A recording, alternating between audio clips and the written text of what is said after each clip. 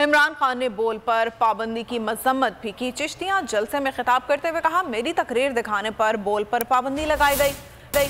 ये हुकूमत सहाफत और जमहूरियत पर हमला कर रही है। मीडिया में जो हमारे लिए लिखता है, जो हमारा मौक़िफ़ सामने रखता है, बोल को बंद कर दिया।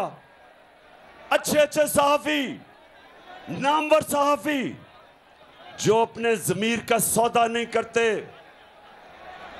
2 मुल्क से बाहर चले गए क्योंकि उनको इतना इन्होंने डराया और उनको पर खौफ तारी किया। उसके अलावा बाकी सहाफ़ियों को, चैनल्स को बाकायदा इंस्ट्रक्शंस देते हैं कि तुमने तहरीक इंसाफ को कवर नहीं करना। इस्लामाबाद का हाई कोर्ट कहता है कि दिखाओ गलत बयान किया तुमने इमरान खान को, उसके बावजूद ये टीवी नहीं देखने देते, इसलिए कि कोशिश कर रहे हैं कि हमारी जमात को कमजोर करो। मैं आज सबको आज यहां से पैगाम देता हूं, जो मर्जी कर लो, मेरा चैलेंज है तुम्हें, जो मर्जी कर लो, तुम शिकस्त खाओगे, तुम हारोगे। एक बार फिर नंबर 1।